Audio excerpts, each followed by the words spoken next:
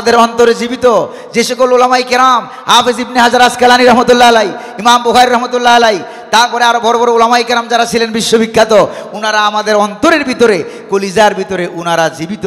আসলে আজকে আমরা যার সম্পর্কে আলোচনা করতে আছি, উলামায়ে কেরাম, রোজা সম্পর্কে অনেকে আলোচনা করছেন।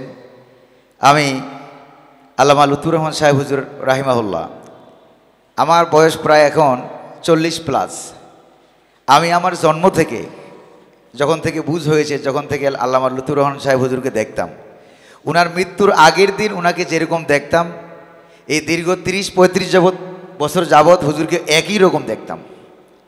আলহামদুলিল্লাহ বলি, মনে হয় যেন কোরআন কারিমের বরকতে, এলমের বদৌলতে আল্লাহ সুবহানাহু ওয়া তাআলা উলামায়ে কেরামকে এরকম রেখে দিয়েছেন। তো হুজুর উলামায়ে কেরামদেরকে এত আদর করতেন, আমাদেরকে যখন সম্বোধন করতেন, মাওলানা সাদেক ভাই মনে আছে কিনা, আমাদেরকে সম্বোধন যখন করতেন যে আমার ছেলে, ওনারা আমাদের ছেলে, ওনারা আমাদের রুহানি সন্তান, এবং নামটা যখন নিতেন তখন উস্তাজ, আল্লামা, মাওলানা, মুফাসসির অনেক সম্বোধন করতেন। আলেমদেরকে যথাযোগ্য সম্মান উনি করতেন, যতটুকু সম্মান পাওয়ার যোগ্য ওনার কাছে আমরা মোটেও ছিলাম না। আসলে ওনারা আজকে আমাদেরকে ছেড়ে চলে গিয়েছেন, বিরাট বড় দায়িত্ব দিয়ে রেখে গিয়েছেন। হযরত সাইয়্যিদুল আলী কাররামাল্লাহু ওয়াজহাহু তিনি বলছিলেন যে মাল ফখরু ইল্লা লি আহলিল ইলমি ইন্নাহুম আলাল হুদা লিমান ইস্তাহদা আদিল্লাহু ওয়া কদরু কুল্লি ইমরিইন মা কানা ইহসিনুহু ওয়াল জাহিলুনা লি আহলিল ইলমি আদাউ মাতা খুজানুল ইলমি ওয়া মাতা খুজানুল আমওয়ালি ওয়া হুম আহিয়াউ ওয়াল উলামাউ বাকুনা মা বাকিয়াদ দাহরু আয়ানুহুম মাফকুদাতুন ওয়া আমসালুহুম ফিল কুলুবি মাওজুদু। হযরত আলী রাদিয়াল্লাহু তাআলা আনহু বলছিলেন, সর্বশেষ লাইনের অর্থ আমি করছি যেহেতু সময় কম, যে উলামায়ে কেরাম হচ্ছেন এরকম যে ধন সম্পদের গোলাম যারা, তারা যখন দুনিয়া থেকে বিদায় হয়ে যায়, তাদের ধন সম্পদ যখন দুনিয়া থেকে বিদায় হয়ে যায়, তারা জীবন থাকা সত্ত্বেও তারা মনে হয় যেন সম্পদ হারিয়ে মৃত্যুবরণ করে, এমন একটা অবস্থা তাদের হয়ে যায়। আর যারা উলামায়ে কেরাম যারা, তারা ওয়াল উলামা বাকুনা মা বাকিয়াদ দাহরু, যুগ যুগ ধরে উলামায়ে কেরাম বেঁচে থাকেন। কেমনে বেঁচে থাকেন? আয়ানুহুম মাফকুদাতুন ওয়া আমসালুহুম ফিল কুলুবি মাওজুদু, উনাদের দেহগুলো আমাদের থেকে বিচ্ছিন্ন, দেহগুলো কবর দেশে চলে গিয়েছে, কিন্তু উনাদের স্মৃতি এবং উনাদের খেদমত আমাদের অন্তরসমূহের ভিতরে এখনো জিন্দা আছে। আপনারা ঠিক কিনা বলেন? এরপরে হযরত আলী রাদিয়াল্লাহু তাআলা আনহু তিনি বলছেন, ফাফুজ বিইলমিন ওয়ালা তাতলুব বিহি বাদলা, তুমি তোমার এলেম নিয়ে বিজয়ী হও, এলেম নিয়ে বিজয়ী হও, এলেমের বিনিময় দুনিয়াতে খুঁজিও না। এজন্য কন্ট্রাক্টদারি আলেমদের আমি মারাত্মক বিরোধী। কেন বিরোধী? যে হযরত আলী রাদিয়াল্লাহু তাআলা আনহু বলছেন, ফাফুজ বিইলমিন ওয়ালা তাতলুব বিহি বাদলা, এলেম নিয়ে বিজয়ী হও, এলেমের বিনিময় দুনিয়াতে তালাশ করিও না। ওয়াল উলামা ওয়াদ দুনিয়া মাউতা ওয়া আহলুল ইলমি আহিয়া, গোটা দুনিয়া মৃত্যুবরণ করলেও উলামায়ে কেরাম জিন্দা থাকে। সুবহানাল্লাহ।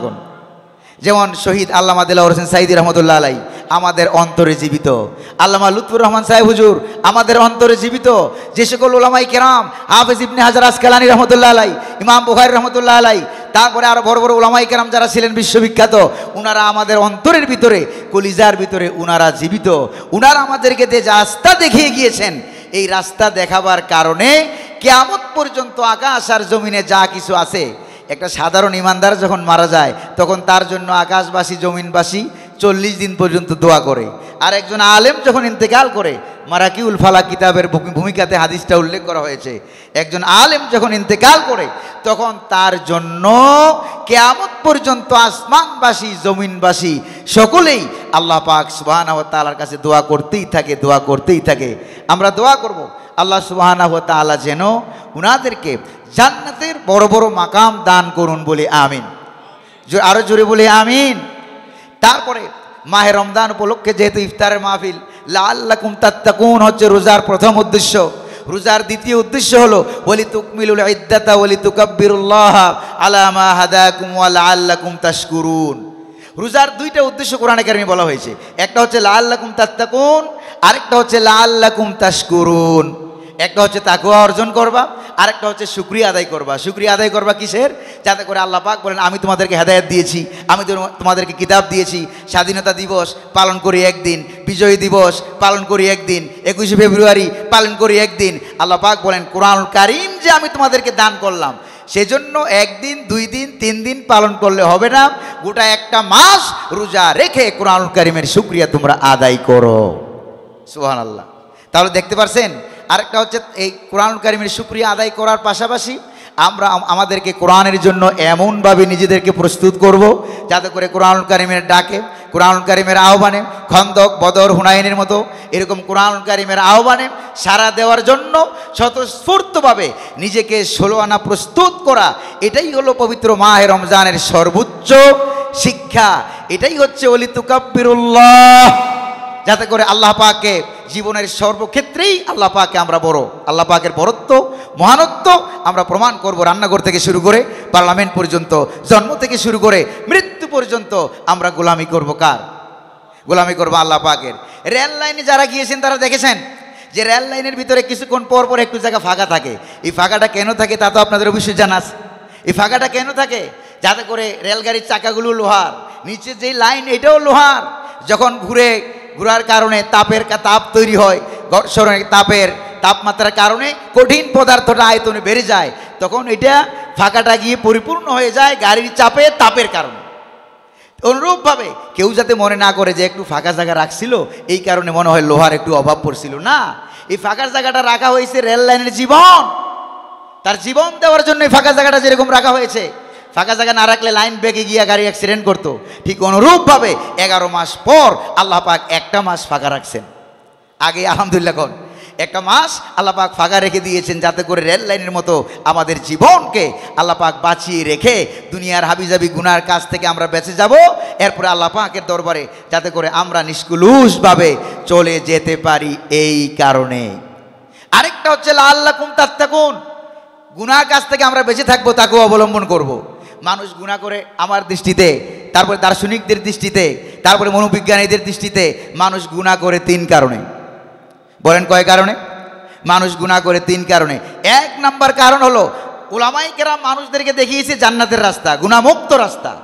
আর যুগে যুগে ইসলাম বিরোধী দার্শনিক যারা ছিল তারা দেখিয়েছে দুনিয়ার রাস্তা এবং পাপের রাস্তা। যেমন দেখেন মিস্টার ফ্রয়েড, সে বলেছিল যে মানুষ হইল পেট সর্বস্ব একটা জীব, পেট সমস্যার সমাধান, সব সমস্যার সমাধান। কার্ল মার্কস সে বলেছিল মানুষ, তুমি বুঝছো কসু, তোমার বুঝতে হয় নাই। মিস্টার কার্ল মার্কস সে বলেছিল মানুষ হলো সেক্স সর্বস্ব, সেক্স সমস্যার সমাধান, সব সমস্যার সমাধান। আরেকজন বলছে মানুষ হলো আরাম আয়েশ প্রিয়। এই 3টা জিনিসের কারণে দেখেন মানুষ গুনাহ করে, হয়তো পেটের দায়ে, না হয় গুনাহ করে মানুষ আরাম আয়েশ করার জন্য, না হয় মানুষ গুনাহ করে যৌন চাহিদা, সেক্সুয়াল কারণে মানুষ গুনাহ করে। রোজা হলো এমন একটা ইবাদত যেটা যৌন চাহিদাকে কন্ট্রোল করে দেয়। রোজা হলো এমন একটা ইবাদত যেটা আপনার পেটের চাহিদাকে কন্ট্রোল করে দেয়, সারাদিন না খেয়ে থাকা লাগে। হালাল স্ত্রীর কাছেও দিনের বেলায় সংভোগ করা যায় না। তারপরে আপনার সেক্সুয়াল চাহিদা কন্ট্রোল, খাবারের চাহিদা কন্ট্রোল, আরাম আয়েশের চাহিদা। দিনের বেলায় যেরকমভাবে আমরা রোজা পালন করি, রাতের বেলায় আমরা ঠিক অনুরূপভাবে মাঝে মাঝে খাবার খাই, মাঝে মাঝে ইবাদত করি, কিয়ামুল লাইল, তাহাজ্জুদ, সেহরি, ইফতার, এগুলির মাধ্যমে আমরা আরাম আয়েশকে কন্ট্রোল করি।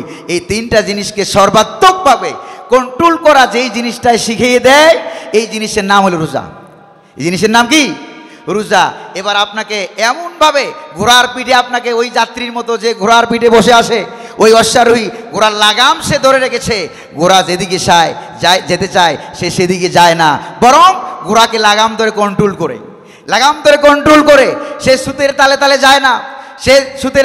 যায় না, তারপরে সে যেদিকে বৃষ্টি সেদিকেই সে ছাতা ধরে না, বরং শ্রুতের বিপরীতে গিয়ে কোরআন সুন্নাহকে বাস্তবায়ন করার মতো এক যোগ্যতা, এক ব্যক্তিত্ব, এক পার্সোনালিটি তার ভিতরে তৈরি করে দেয়। যে জিনিসটা, সেটার নাম হলো রোজা।